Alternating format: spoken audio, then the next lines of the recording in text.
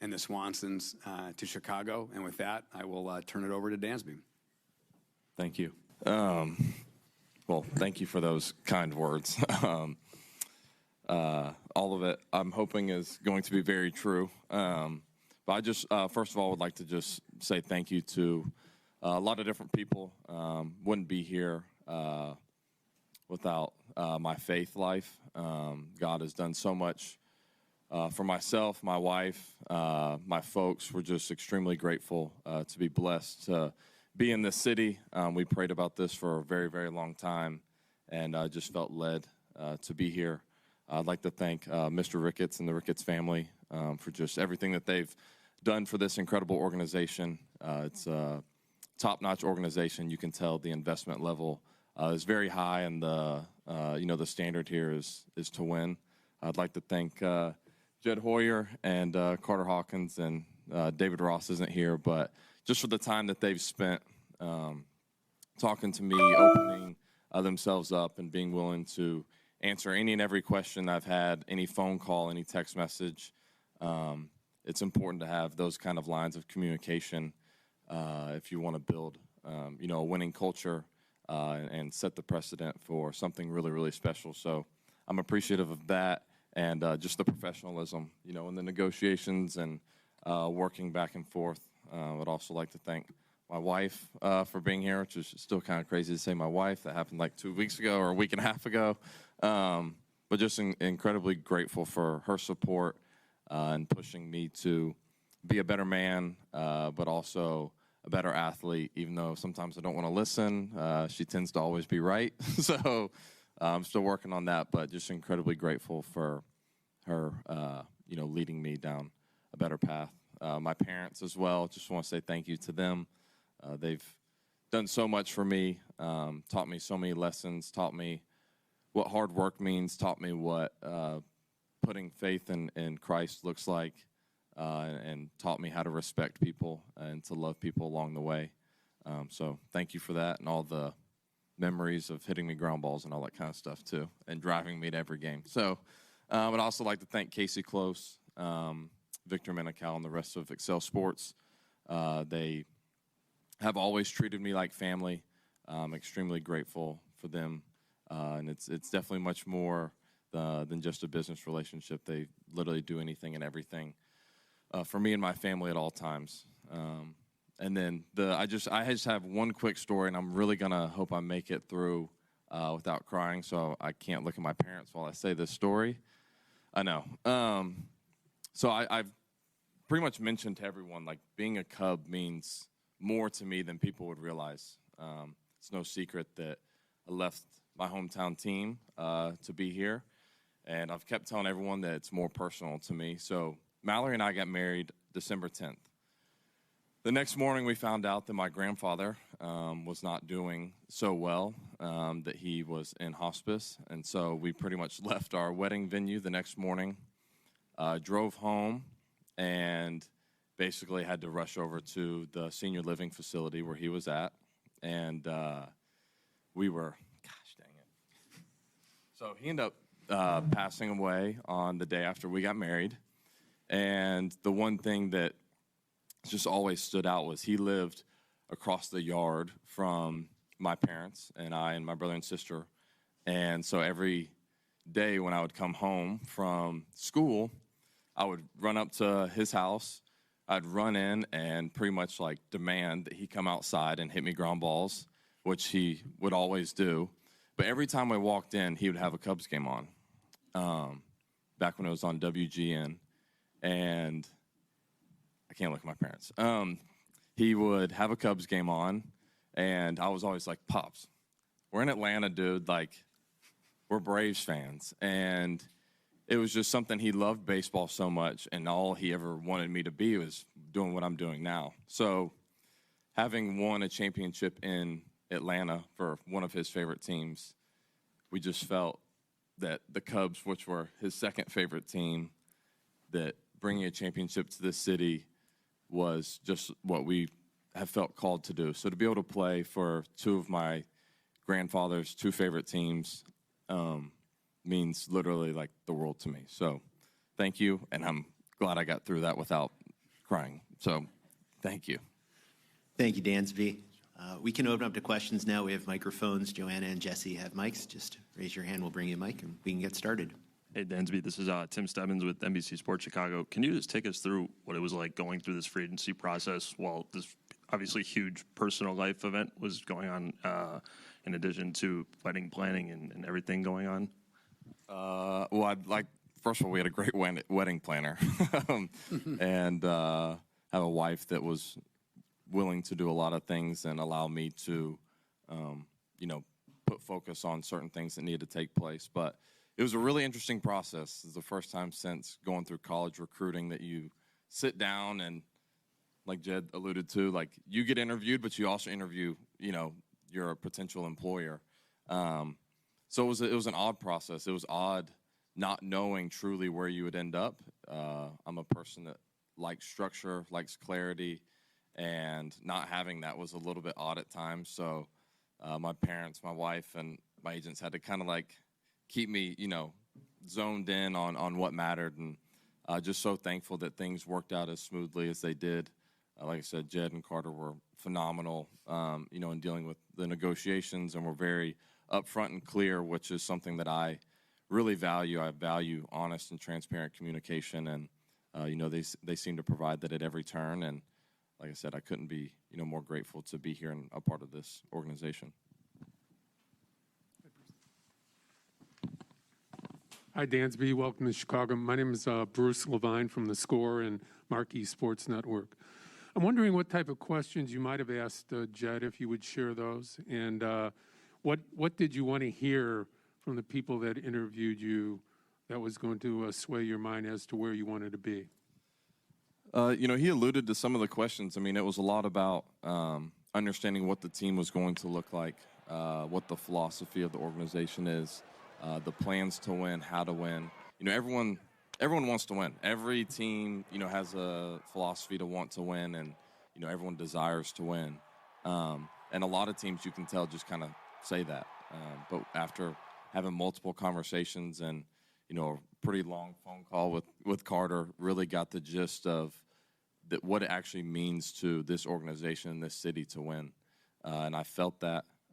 This is something I wanted to be a part of, something I wanted to help build. I felt like God gave me some unique leadership skills and just, the ability to get the most out of other people. And, it just felt like that's something that they really valued, was that kind of input and that kind of direction. And it really just started to feel like a match made in heaven. Hey, Dansby, Sahadev Sharma with The Athletic. What is that vision that they presented to you for winning, particularly in 2023?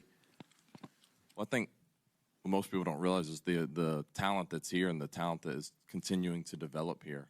You obviously have some mainstay guys like Ian Happ and obviously Young Gomes. He hasn't been here for a long time, but he's been in this league for a while and has had a lot of success. And then the veteran presence of some of the pitchers with Kyle Hendricks and Marcus Stroman, and then you combine that with some of the younger guys like Keegan Thompson and Justin Steele and some of those guys that have really made good strides.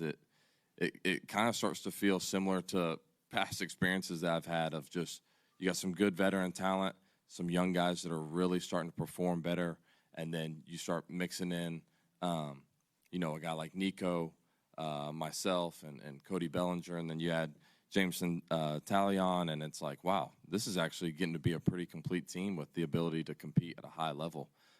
So we're excited for what's ahead, and to be able to put our best foot forward each and every day here, but day and night.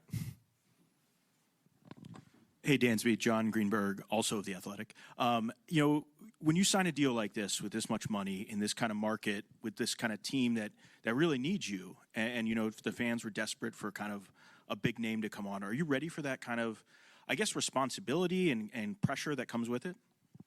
If you guys would have seen the pressure it was put on me to perform in my hometown over the last 6 years, in a way, this is just another, kind of step in that challenge. I've never been one to back away from challenges. I always feel like you should just face them head on. Do the same thing with this. At the end of the day, the vision and the goal is to win. Winning is the priority. And when that is the vision and that's what you want to do, you make everything about winning. So it's never about one guy. It's always about everybody. And so when you get everyone going in the same direction, none of the outside noise matters. Obviously, everyone knows that Chicago Cubs fans are like the best fans in baseball. They support their team. They love their team. They show up each and every day, no matter where the city is. So to be able to perform for a town like that is pretty remarkable. And, I'm excited for what's ahead. It's something that, I walked down the field today and I just looked at my wife and said, like, this is where we're supposed to be. And just so excited for this unique journey ahead. Dansby, Maddie Lee from the Sun-Times. On the leadership front, talking to Jameson earlier in the week, he said he was really impressed that you brought up that you want to make your way through the roster, call every single guy. How far have you gotten in that process, and what have those conversations been like? Well, I've been back in America for like 48 hours now because we were on our honeymoon. So I was wanting to wait till things died down just a little bit. But, yeah, I have requested, Rossi and VJ got me the spreadsheet of everybody's name and numbers. So I'm sure over the next couple of days I'll start making my way through and making some phone calls and reaching out to guys, just introduce myself, get a feel for everybody, and really just have conversations to get to know one another. Team chemistry, there was always a saying that, good teams hang out together, right? And so just kind of setting that precedent now and wanting to chat and, genuinely get to know your teammates and people that you're going to, be strapping it up with every day. That means a lot to me, and, it's something that can help this organization thrive going forward. Jesse? Hey, Dansby, Jesse Rogers, ESPN. At the end of the year, your Brave season, it sounded like you really knew what went on with the Cubs in the second half. They went 39-31. Based on that and your story about your grandfather, were you thinking about the Cubs late in the year and what could be? And also, if they had gone 31-39, could that have impacted you, just knowing what they did in the second half? How much did that play into it? Truly in the second half, at the point of where we were in our season, there was no other thought process but what we were trying to accomplish. It was a wild season last year, in Atlanta, and just, the whole chase down of the Mets and that whole kind of thing. So there was no focus anywhere but there.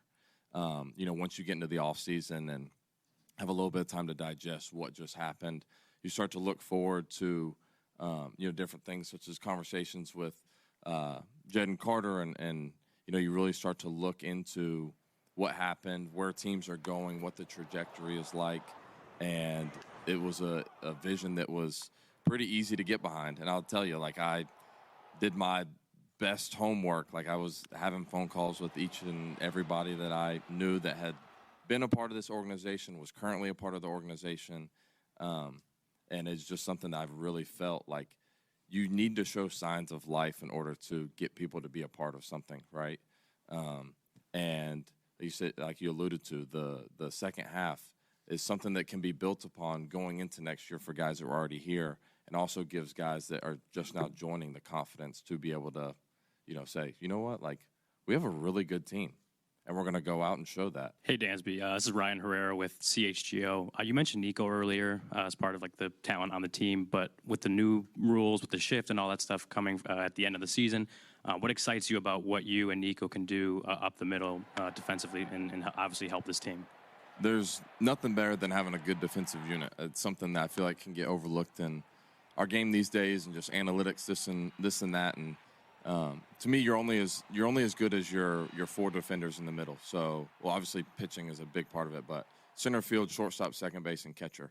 And I feel like the group that we have is pretty elite in that category. Belly's obviously a great center fielder. Jan's had a lot of experience, behind the plate, and then Nico and myself just really feel like that as a defensive unit, we can be as solid as anybody. Obviously, it's going to take a little bit of time to get, used to one another in the communication, but from everything that I've heard, about Nico, that he's just a winner. The guy wants to win. He's a baseball player. You give him a glove, and he's going to go play, and he's obviously really, really good at it.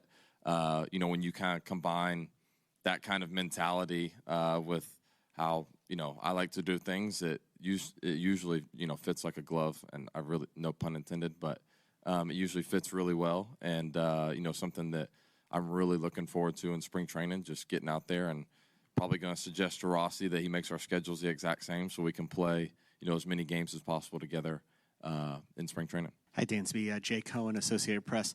As the Cubs have added a couple free agents now with you and Jameson and Cody, and Cody and Jameson both talked about what it's like to play day games here in the summer.